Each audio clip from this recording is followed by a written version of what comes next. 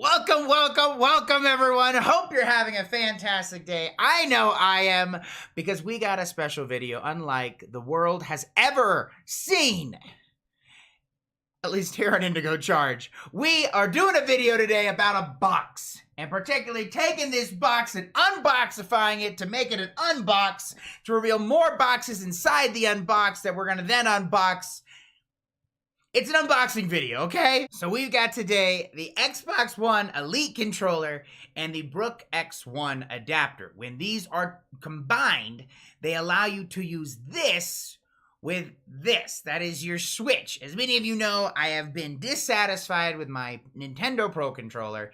The PowerA controller that we have is not, it's just a little cheap. So I went and spent way too much money to get literally the best controller that I feel money can buy. That will work on the Switch. Let's see what my first impressions are. Unbox it all, and we're going to have a good time. See y'all over there. All right, so here we have it. The box. The box of boxes. This came from Amazon this morning, and it should include everything. I have opened it up just to kind of peek inside and take my address label off. That's really all we've done. We've got these wonderful, wonderful poppers. We'll save these for later for some fun times. I get really bored of being in the house by myself all the time. And then we've got it. We've got the Elite controller in the matte black because it was $20 cheaper on Amazon, and the Brook X One adapter. So Microsoft produced this really, really cool Elite controller, which has, let's see if you can see it on the back.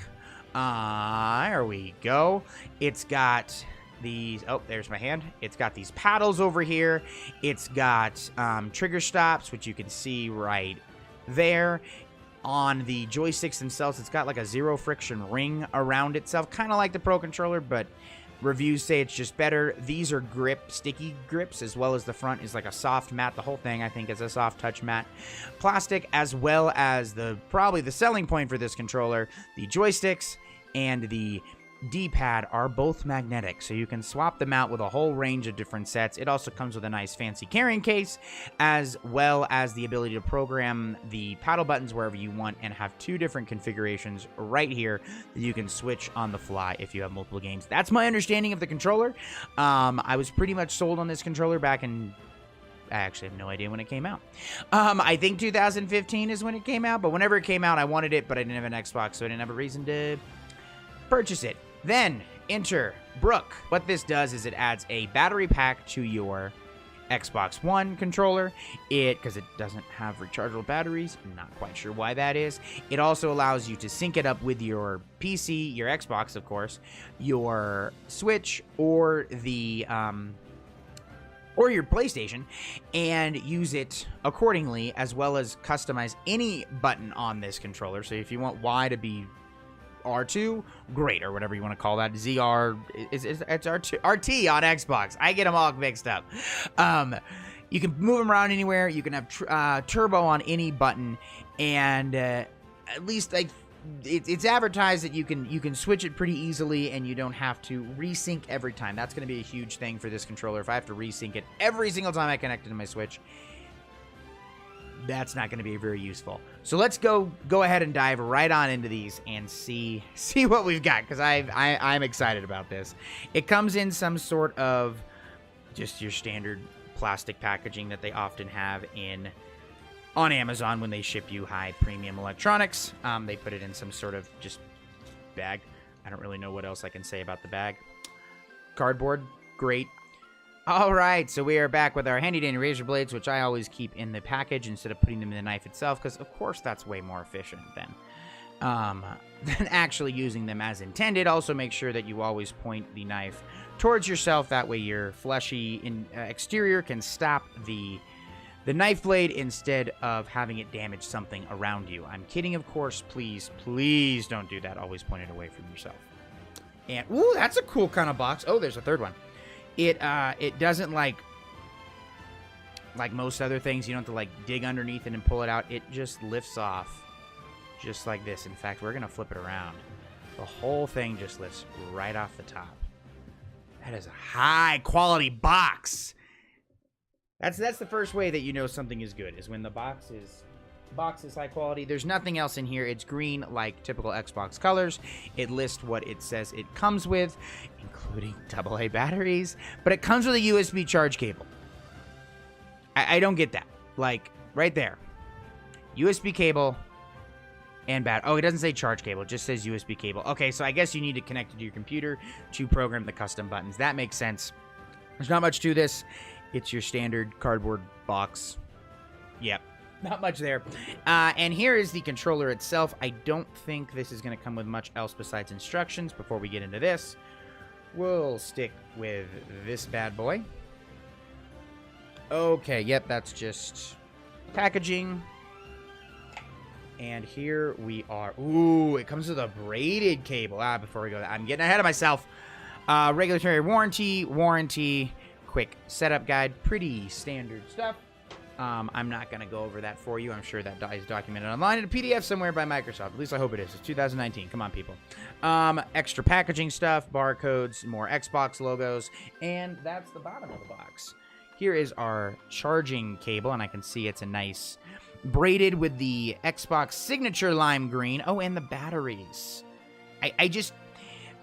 Okay, let me know in the comments section. Does anybody like using AA batteries over a rechargeable battery, whether it's USB-C, Apple's proprietary stuff, which I know they're switching over to USB-C, which is wonderful, or micro USB, or some other way to charging? Do you prefer AA batteries?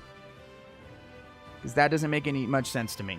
But I could be missing out on some key information that is unbeknownst to me of why you would not want rechargeable batteries. Alrighty, everything is very, very standard so far. Higher quality cable. It is braided. The end is, it doesn't have any sort of protection here, which I would love to see, but you don't use the controller while plugged in for the most part. Some people might, but overall it's a pretty good cable. I wouldn't say anything necessarily bad about it. Interesting that there's no Xbox branding on this end of the cable.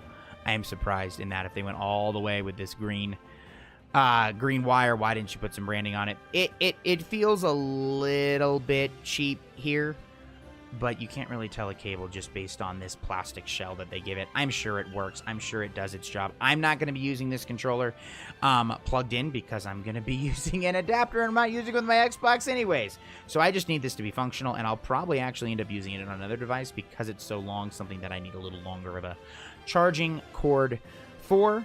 But we will open it up and just see how it pans out, see how they've wrapped it. Yeah, I mean, there's nothing here. It's probably like another $10 kind of cheap. I think it's a 9-foot, maybe 8-foot. I'm not sure. Cable that you get on Amazon. It's nothing of super high premium quality. It's also a micro USB cable, if I did not say that already. It is a little older controller, so C hadn't come out yet, but it does unbin nicely, which is always what I'm looking for. It does feel, it's braided on the outside. I don't know if it's shielded. I don't think it's shielded. I think it's got some sort of, it's got something in it to kind of help retain its shape more than just the cloth braid. But other than that, good cable. Let's go ahead and move on to everything else. We will plug this in once we get the controller open, make sure everything fits, and all that good jazz. There we go. This is something that I really wish all controllers came with. A case. Like, it just astounds me. It astounds me that you can't, that more controllers should not come with a case. Wow. This is fantastic. Just on initially pulling it out. Let's just get a nice shot of that. I'm sure you've seen other unboxing videos of this. This controller's been out for a long time, but this is my first time ever actually seeing it. It's actually my first time ever holding an Xbox One controller at all. I take that back. My cousin got one day one, and I modded his controller for him, but that was a day one controller. This is a premium controller. This is exactly what I would expect from paying $150 for this controller. If I didn't go over that yet, this controller retails for $150. At least that's what I got it for on Amazon. I'm extremely excited. That is all I'm going to say. This immediate impressions out of the box. This is the best controller I have ever felt bar none. They're like, just again, immediate impressions. We're going to be testing this controller with the adapter in the weeks to come on Twitch. If you'd like to see my initial impressions there, link should be in the description below. But so far, Microsoft, good job. Regardless of what your console is and what the exclusives and all the other stuff you do, good job. Wow, it's so much smaller than I thought. It looks just so big in pictures and stuff. I also got bigger hands. So, we'll see how it fits with the adapter on there. I am worried because I use my third finger for Splatoon to fire, as a lot of people do, and the adapter goes right here on the top. I hope that doesn't mess things up. The shoulder buttons feel pretty clicky. I believe they're a tactile button underneath there. They feel very actually similar. If you're wondering how these feel very similar to the triggers, a little bit less resistance. They're very easy to push. They're also in very, very good spots. I probably will be using this with the upper one and the lower one on either side and only using two. Like I said, everything's magnetic on this controller, which is really, really cool. I am astounded. This is blown, just on initial feel of the controller. It's the heaviest controller I've ever felt. These grips are fantastic. I was going to potentially paint these, but no, I'm not touching this thing at all.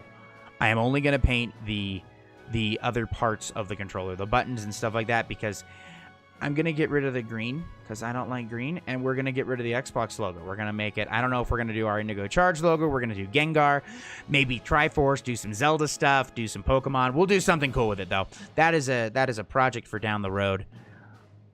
Oh my goodness, I'm going on a trip this week and I wasn't going to take it, but I really want to be able to show people this. This is amazing. This is absolutely incredible. This D-pad actually feels better than I thought it would. I'm going to probably use the standard one. I am glad there's no batteries in there, so I'm not pressing buttons all of a sudden. Okay, that slides off pretty easy. I do like the Xbox overall design of just how batteries work and stuff, even though we're going to be replacing that. So overall impressions, yes, I am astounded. I have said that.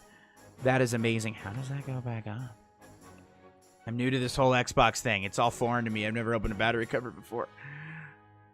Okay, it actually requires quite a bit of force to snap it in. In case you're wondering, it's got that Xbox branding on there. I will say Microsoft nailed the X logo. Like, good job, Microsoft. I was freaking out about that as a kid. I wanted an Xbox just for literally that logo when it came out. The joysticks are standard Microsoft joysticks. They have quite a bit of a spring back to them. They're smaller overall in surface area, but they've got more travel because of this kind of angled approach that they take. See how much that moves over? That's one of my biggest gripes against the Pro controller, is that it's more of a... It doesn't like pitch. How can I demonstrate this? It doesn't do this. I mean, it does, but the Microsoft and the PowerA and the other third-party controllers, they move a lot more here, whereas the Pro controller for the Switch kind of feels like it's almost sliding, just because the shaft is so much bigger and the way they position everything, it just doesn't play the same. The buttons feel good. I don't necessarily like this contoured feel that Xbox has always had. I wish the buttons were raised up a little more, and that's something that I did with all my Xbox 360 controllers, and that's something we'll be doing here. There's no difference here. With the buttons so contoured and so small right along the controller, they just end up feeling mushy to me. I wouldn't say they are. They're not as clicky as this controller that I'm used to, which is the PowerA that I use. This is a lot more, I don't know, springy, clicky. I like this feel, and these are a little bit mushier.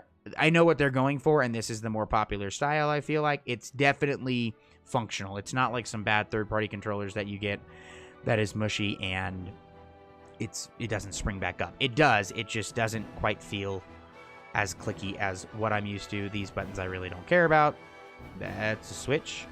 The Xbox button push as well. I'm glad that the Xbox 360 was really mushy on that button for me. And again, the joysticks and the D-pad. The triggers feel great. I don't really like analog triggers, so I will be doing this immediately on the controller and never taking it off, so you get this short travel for those that do not know. So right now, if you look, the controller only has to push down the trigger that much before it's stopped. They're called trigger stops, I think, or trigger adjustments, whatever you can call them, versus all the way up. it can travel all the way down. This would be used for like a racing game where you really care about that versus a shooter that like Splatoon that I want to press this button as fast as I can. Yep, no, that's perfectly functional. That's perfectly good. I love this idea on a controller. This is why I love the 2DS, the wedge design that everybody hates. It has these giant R buttons that I love, and this is great. I can put my hand really wherever I want, and I can tap the controller. As such, with Splatoon, you do need to do that a lot.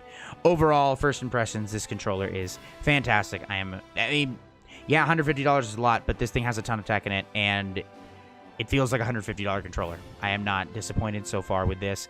Let's get to the really cool features of this controller. The thing that really helps it stand out above scuff or other stuff, you've got extra thumbsticks. Now, there are controllers that obviously you can replace the thumbsticks on, but there are none that are as cool as this. There are 3 different sizes. There's the stock one right here. There's these ones that are a little bit longer. These ones look super tall in pictures and stuff, but now holding it, they're not that tall. You've also got the concave style, which is just like PS4. Kind of just a pretty smoother than I thought it would. I would have thought they would have added some sort of grip just like the PS4 or like the outside of these joysticks have. But what's awesome about this, if you haven't seen this before, this is going to blow your mind. They're magnetic. You pull them off and you put them on. And functionally, they're all the same. I don't know if I'll use the tall ones. They do feel really tall now that I actually play around with it. Again, I've never touched the controller. The zero friction is a must. The fact that there's this extra special ring here that allows you to... you don't have that grinding. There's no really grinding that you have on another controller, or heaven forbid with the Switch, it actually grinds it down and it causes your controller to break. I have not seen any cases of this controller doing that, but it still is a thought.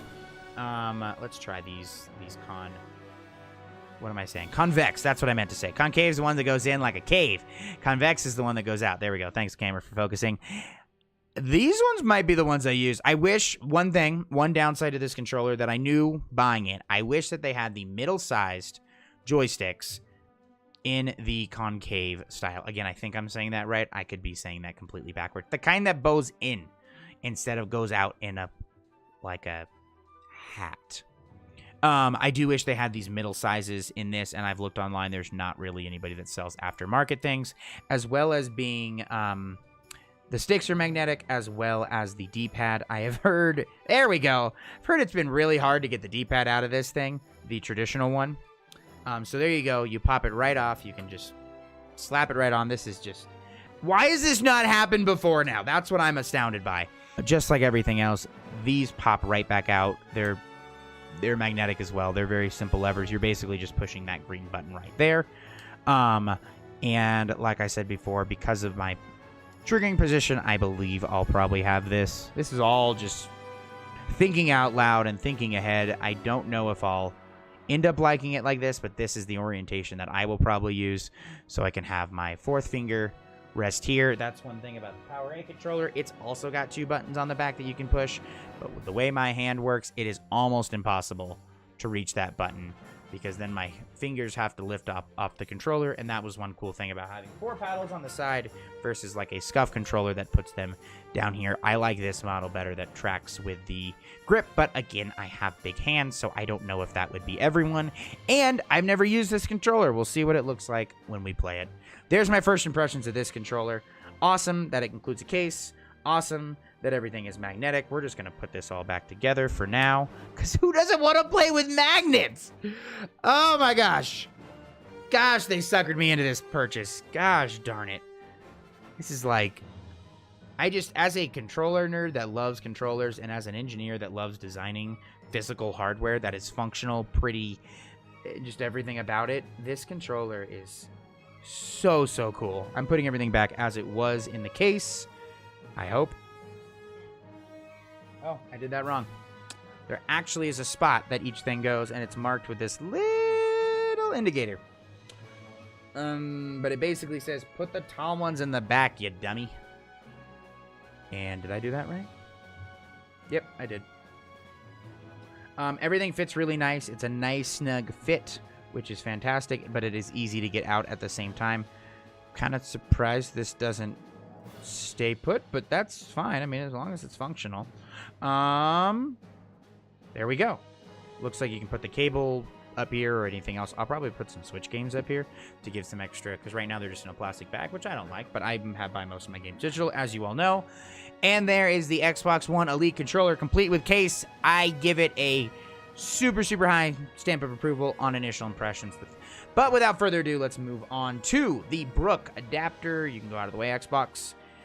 This one is also exactly what you expect. There's a kind of return seal, I'm guessing, of approval. They have actual Brook, an actual Brook sticker there instead of just standard tape. But there's only one on one side, which is nice, because anytime you can make the box easier to open, thank you.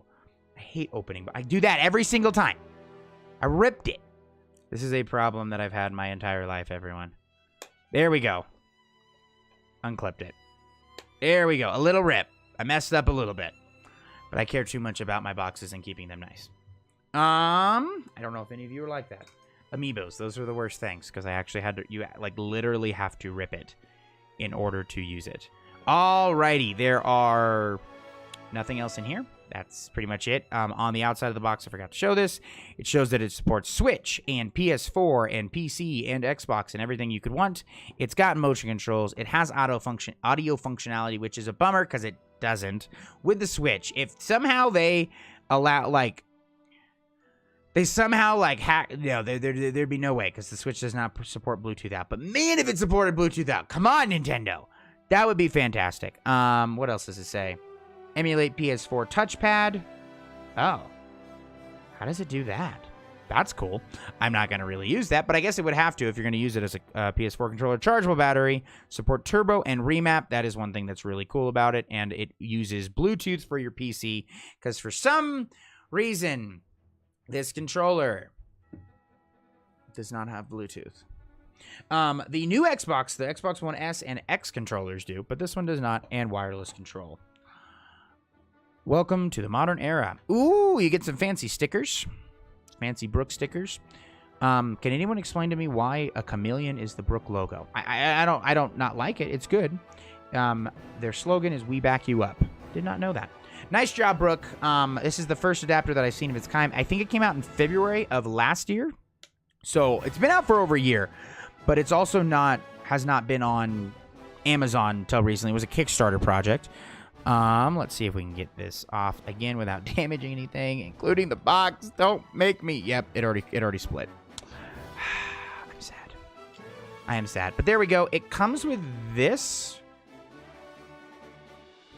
I don't know what that is. I really appreciate this. No manual included. It just says manual here, scan this QR. Firmware here, scan this QR, or visit. Nope, doesn't say or visit. You have to scan it. Okay, that's kind of annoying. Why don't you give me a website to go to? But regardless, it is upgradable, which is like the biggest need for this, because you know Nintendo's going to patch stuff. I also want it to work with my Xbox Infinity or PS5 if I buy one. I want it to be able to be upgraded and use this controller. I don't want to have to buy a new Xbox One Elite controller when they come out with a new one. I want Brook to be able to update it, and they've already proven that they can upgrade it for the Switch. I know a few people that have got it on YouTube and stuff. Yeah, I don't know what that's for. I'm not going to necessarily set everything up because I don't want to damage anything without looking at the instructions, which I don't have open. But let's just kind of look how this is going to fit. So the way this works, take off the battery cover. Take your batteries out if you have batteries in there. It might be obvious, but maybe not. And then this thing just slides right on in. Apparently, also, it comes already fully charged. Or at least usable. There's a button here that you use to sync everything. And let's just... You know what? I'm going to stop right here. I'm going to go look at the manual, and I'll be right back.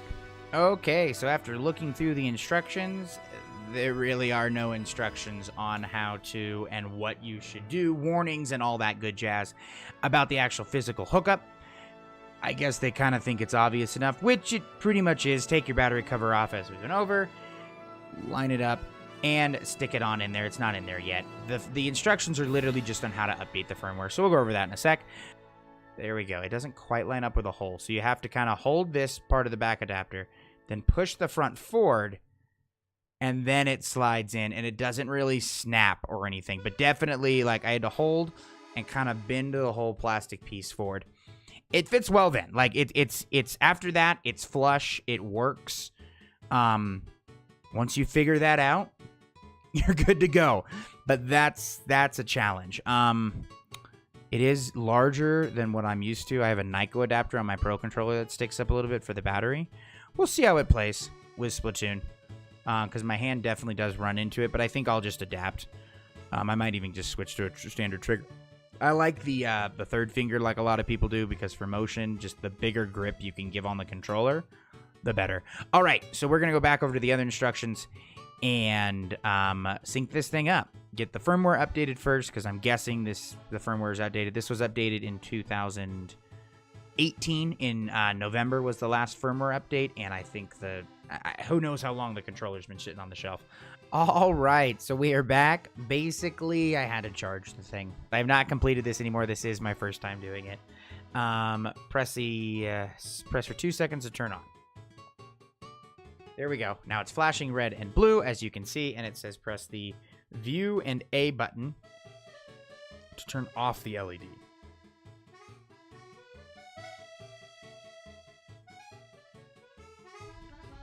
It didn't turn on. View and A. Apparently, A is... Oh, there it goes. I just didn't hold it long enough. Okay, cool. So now it's off. Now it says, as we go to next, to plug in to the PC, we are going to use that PC, or that USB cable from the Microsoft Xbox One Elite controller, and we'll see what happens. There we go. Setting up device, wireless controller, connect. We'll wait for my computer says it's setting up device. It says it's finished. And we'll update it, I guess. Do not remove. Ooh, it turns a really pretty purple. I like that. I hope it can turn purple the whole time. Actually, purple is the air color, as I was looking through the instructions for the adapter. Overall, it's pretty straightforward and barely needs instructions, but for some reason, I got it in my head that it was going to be... So I just hit finish. Yep. Looks like that's it. So now we're going to unplug it. So the USB cables work. That's a good sign. I wouldn't expect it to do anything else. But now we're going to head over, grab our Switch, and connect that up and see how it goes. Okay, so we are connected now, and I am not quite even sure why. Basically, I did the process 3 more times, and the 3rd time it worked. And now it seems to be pretty darn well connected to the controller if we were to back out and go right back in. And this is controlling my Switch wirelessly, which is awesome. And we come back into change grip order. It disconnects the controller. The light turns out. There's no, just like any other Switch, whenever you go to this screen, it disconnects everything. All you do to pair it, once everything's all synced up, is just hold this button for about 2 to 3 seconds until it flashes. It'll vibrate, light up the Xbox button, and then say pair it on your Switch, which is pretty darn awesome. It's working pretty well. So that's great. The process to do this originally was, okay, so turn it on by just a single press. Press the view and A button until the light turns off. It's not going to turn off because you press those buttons. It's just going to turn off after about 5 seconds. That puts it into PS4 mode or programming mode. Then plug it into or then click next on the firmware screen, plug it into your PC, let it do its firmware update, unplug it. Then tap this button again, hold view and B until the light turns out. That puts it into Switch mode. Then change your Switch to have wired Pro controller support. Let this thing turn off. Hold this button again until it's red and blue. Plug it into your Switch. Let it connect automatically. Unplug it. Let it disconnect. And then hold it again red and blue without a wire connected, and then it will connect. So far, at least, though, now that it's connected, regardless of how complicated and unnecessary that process seems, they got it working. It works great. I say it's a mix of instructions, complicated process, and user error. I will take definitely part of the blame for that. So we are going to back out and give this guy a go in a game. We are going to go through Splatoon 2. Every single demo that I've seen for this adapter and or with this controller has been in Breath of the Wild or indie games. I want to see the motion controls in Splatoon. That is the most important part to me. That is the part that is going to make or break this controller. Granted, I play a lot of Splatoon, so that makes a lot of sense. But we'll give it a go. We'll give it a game and see how this goes. We'll just go through regular battle. What's a weapon that I'm going to use the... I guess any weapon I'm going to use the motion controls. Okay, I have no idea what everything's mapped to. I know I can set... and with this adapter, we can set any button to be anything we want, including these paddles. But the paddles more so are changed through Microsoft's program. We're not going to go over that. We've already done enough tutorial stuff in this unboxing video and first impressions video. But I think everything's mapped pretty well. I know A is B and B is A. Those are flipped and X is Y and Y is X. They're mapped how they would be on a Switch controller. So Switch has A on the outside, Xbox has B. It's like how it is with the Switch. Let's go. Yeah, let's go with my bucket. We gotta go with my bucket. There we go. We'll give it a go and see how it is. I am playing. Normally, I play with my controller in my lap, but I want to show you guys the controller, so we'll do our best. Yes, I do not want to mess up my rank. Let's do some regular battle. There we are. I am super excited about this. It only took about a half an hour to get everything unboxed and set up, and okay, it's not that bad, but man, does this controller just feel amazing. I cannot tell you all how, just fantastic these things are. These grip things are just absolutely incredible. We've got the trigger stops on. I know that these upper ones are marked to B, which is the most common one that I use for jump, or I guess it's over here on the left side, so I do not have to take my hand off the controller. But yeah. Okay. Just feels different because, I mean, it's a different controller that I've never used before. Interesting. We did Turf War last night. It was this map. There you are. Well, that feels good. Motion controls feel like literally just as normal as the Pro Controller. There is no difference so far in what I feel. The sticks are, I don't know if they're loose or I'm overcompensating. I'm not quite sure. It feels like I'm spinning around, so like maybe they're just more sensitive. Strange enough. The triggers are great on the trigger stops. The paddles are awesome to have, but I've been used to the paddles, or actually, I guess extra action buttons, I think Power A calls it. Oh, that was my reset. Okay, so the paddles were automatically mapped, and I didn't bother changing them. There we go. Yeah, I feel really slippery with the sticks. It's not the motion controls. It's the stick. I'll have to play around with the sensitivity. So that's interesting. I didn't change a thing going to the Power A controller when I switched from the Pro controller. But it definitely feels odd. It feels really, really fast, which maybe is helping my gameplay. I don't know. Maybe I should have turned it up from before. But I feel like I want to push the stick like maybe, let's say I want to go a few millimeters. I want to spin it like that, and I end up, or move like that, and I end up just, I'm pushing the stick farther than I want to. That's an interesting note. It's more of a feel thing than it is an actual gameplay thing, it seems to be. But yeah, I'm having and it also totally could be my hand position. I'm going to actually jump back here and see how it goes when I play in a more traditional setup for what I'm used to. Okay, that was the majority of the problem. Was just where my hands were. I was just not used to it. We still are doing pretty darn well for a Turf War match with the bucket in terms of how I normally do. We're doing pretty good. I'm guessing also it's because these people are not as good as last time we played. But I'm liking it so far. Is it a make or break? Is it an absolute must-have purchase? Not yet. Okay, where's the Y? There's the recenter. Let's just kind of test the motion controls a little bit. See, darn it, that's not what I wanted to do. 23 seconds. I got 23 seconds to do all my testing immediately. Okay. We're definitely going to take some paddles off. It just, overall, everything feels a little sluggish. But at the same, yeah, like maybe that's what it is. It's actually less sensitive than what I'm used to. So we will have to change the sensitivity a little bit, I think, on this. But overall, the adapter works phenomenally. I did not feel any input lag. I did not feel any problems otherwise. I'm going to do one more match. We're going to record it, but probably not going to put it in the video. Okay, so after playing around with this for 5 Turf War matches, different weapons, and then also playing around with different sticks and sensitivity, I found that, one, I do not like the longer thumbsticks on the right stick, looking at the controller, this one, and I do really like the longer one here. I don't know if I'll use the medium height or the really long one. I like this concave grip, as I mentioned before, better. However, the stick height is better on the other one, I believe. I ended up taking all but one of the paddles off on the bottom, mostly because the other ones weren't set up yet and they were just distracting me. Overall, good. Perfect and fixed every problem with my gameplay? Not at all. I didn't expect the controller to.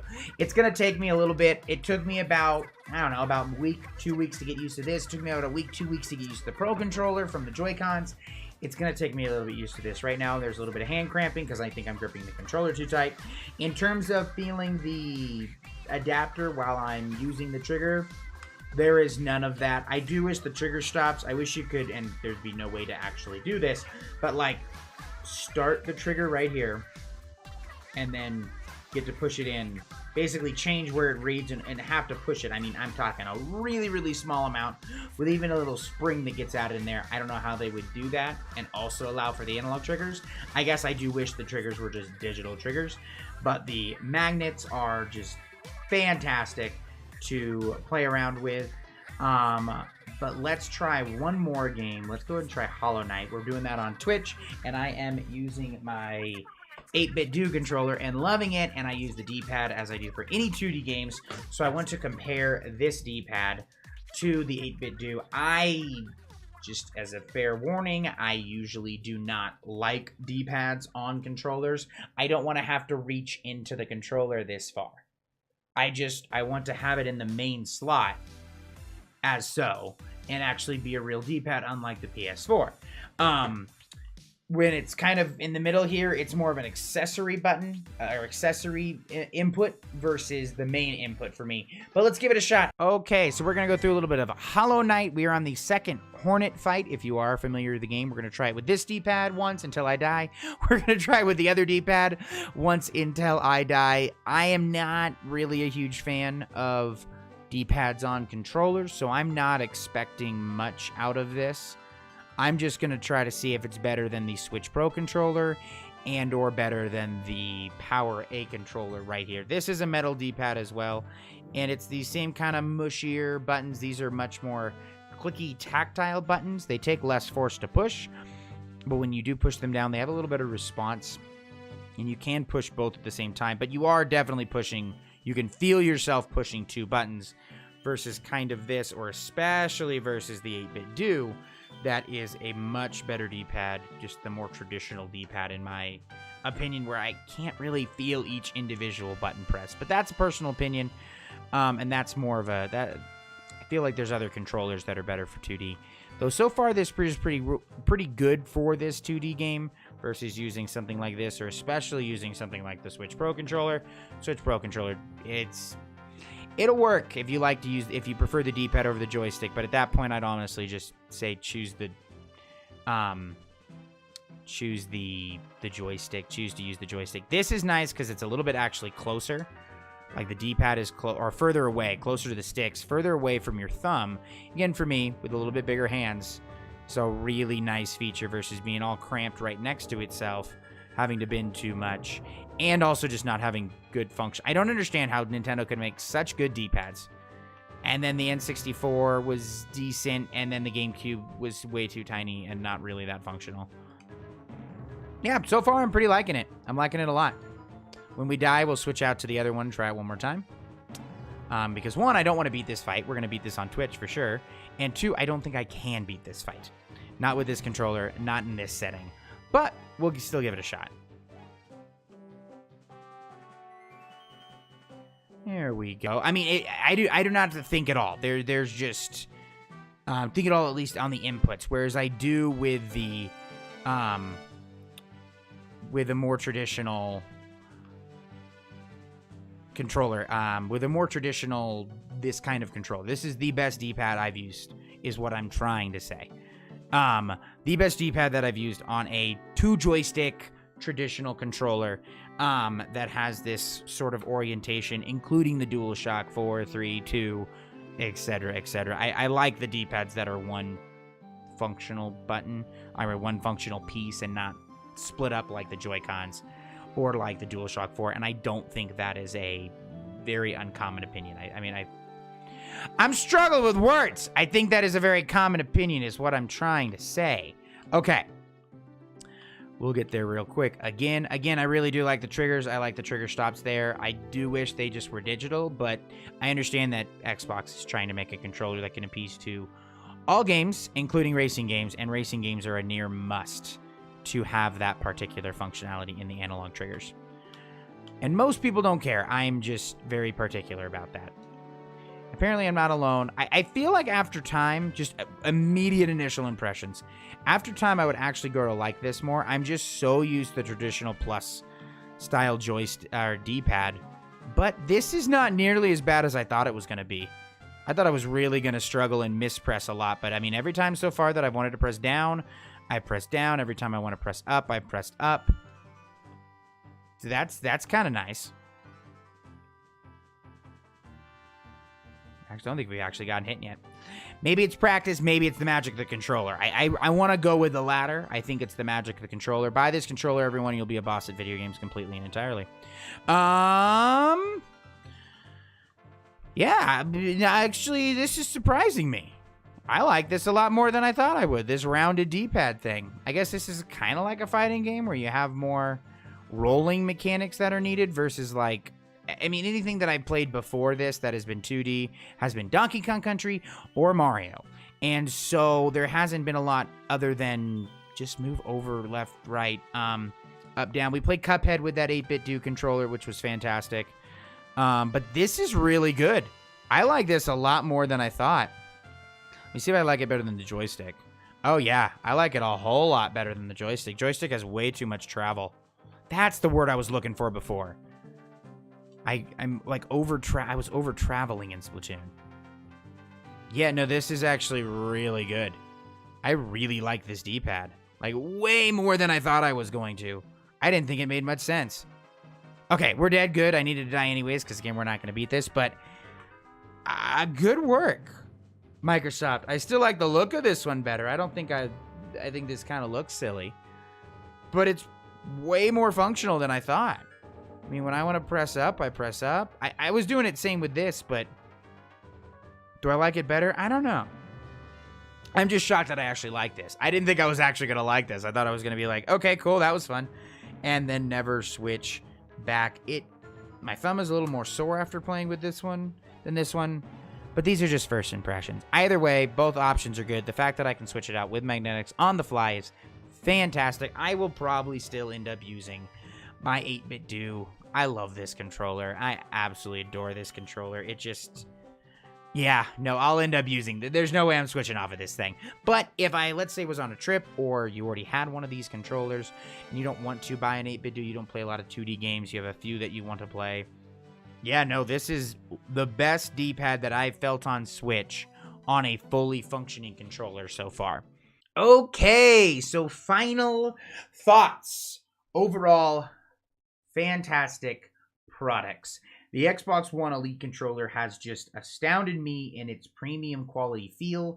I've never used a SCUF controller extensively. I've never owned a SCUF controller or any of the other custom controller brands, but I've held plenty of Controller Chaos controllers before. I've used a few SCUF controllers, the new modern one for the PS4. I don't remember what it's called, Vantage or something like that. And a few other ones throughout the years. There is nothing that feels as good as this controller. I've never had anything even come close. The soft touch matte feel, the buttons that they use in everything, the fact that the triggers actually slide out to the side and aren't vertical down here like SCUFs, the fact that there's trigger stops, these grips are fantastic. Just it's such a high quality controller. If you're looking for the best controller that you can buy currently, I think this controller is it. and I've only used it for like 40 minutes. So take it for what it's worth. The adapter itself, not as clean as I would have liked for $50. I would have, considering the 8-bit do one for $20 is like, works super well. The instructions are very, very clear. You feel, the product just feels super high quality compared to the high quality of the Elite controller. And granted, I'm comparing it to an Elite controller, not a standard controller, but I have felt the standard controller before, and I've seen it. And the Brook, the plastic just doesn't quite match that premium quality. And this is super nitpicky. Their logo on the back, it's large and in charge and a little obnoxious. I would have liked it to be a little bit smaller. The fact that you have to like push pretty darn hard on the back just to get this thing locked in place. Once it's in place, it is in, and it is a well good fit. They put a gloss finish on here. I wish it would have just been matte. I don't like gloss really on anything because that means your fingerprints get everywhere. But it is what it is. It's the only thing like it on the market right now. The motion controls were a little bit sluggish. Turned up the sensitivity in Splatoon. Fantastic. I don't know about other games if you can turn the motion control sensitivity up. I actually don't know about Breath of the Wild. Might be able to, might not. For Breath of the Wild, though, for those types of games, I feel like the motion controls, you're not going to be nearly as picky as I am with Splatoon. As far as the joystick goes, they kind of had the same problem. I found myself really pushing hard here on the side because I was expecting myself to move more than I did. So turned up the sensitivity, and we are good to go. The fact that these things are magnetic is just so cool. I can literally mid-match just be like, you know what? I'm not liking that. Let's try this one. Once I settle on one, I'll pretty much stick with it. Do they need to be magnetic? No. Is it really cool and amazing? Absolutely. Absolutely. It really does add to that premium factor of the controller. The zero friction rings around here, they feel almost identical to the Switch Pro controller, minus the grinding down and then causing all this dust that causes you to not move, and is annoying. I don't see any sort of that here, and I have not heard of any of it online. Part of it may be because of the actual frictionless rings they use, or just the fact that these things are metal and they're not going to grind down like plastic is. I don't know. Either way, seems to work better than the Pro controller. Again, I've only had this for about 40 minutes. The D-pad, I am actually pleasantly surprised by this rolling D-pad. I didn't know I was going to be able to actually press the buttons as accurately as I did. Will I ever really use the D-pad? Probably not. Will I probably just go back to this thing unless I'm actually playing a game that requires the D-pad? Yeah. Whether it be, I probably won't use this thing for Smash, but whether it be Smash with taunts, Splatoon with booyah callouts, really the games that I'm going to play that are 2D, I'm going to use this thing. This does not replace this, but it definitely suffices. Honestly, performance-wise, I don't feel there was much of a difference between how I played Hollow Knight with this versus the 8-bit do, but it's just it's a coolness comfort factor for me. And the D-pad over there definitely is better. This one's very clicky, which I like. I like the fact that I know which buttons I'm clicking. I mean, I can feel. It's kind of like typing on a mechanical keyboard. You can really feel which button you're clicking. It's the same ones I think that they use here, just a little bit stronger. Very, very tactile in feel. I haven't played around with programming these paddles at all. I haven't played around with remapping any of the buttons or setting anything to turbo. I don't know if I really will. I'll set the paddles to what I want, but I don't think I'll remap any of the buttons. One other negative point is that you have to press this for the share, which I don't know what they could have done otherwise, because you only have 3 buttons on this controller. You have the home button, the view button, and the options button. I think that was messed up. The view button and the options button. So you're missing the share button, essentially, because you have plus and minus on the Switch. So they use this for the share button, which also means you can't turn the thing off. You can only turn it off by just disconnecting the controller. If you disconnect it, it automatically turns the controller and the adapter off. The battery life reportedly is about 4 hours. Not as good as the Switch is. The Switch Pro controller is 40 hours or whatever it is. The way I use my Switch, that's not going to be a problem. The fact that it has a rechargeable battery in it, fantastic. Though I would have been totally fine if Brook literally doubled that size and gave us a battery that lasts twice as long. Because that's how batteries work completely. You double the size, it's perfect efficiency. It just doubles twice as much. overall, very, very impressed with this. Is it worth $200 for the controller, $150, and then $50 for the adapter? If you don't have these like I did, probably not. Am I so happy with my purchase and very excited to try this out over the next few weeks? Absolutely. But I love controllers, and I love seeing new tech, and tech that's, I guess it's not super new, but this is new, but tech that's made really, really well. More impressed with the controller than I am the adapter, but the adapter is the whole reason I can use this.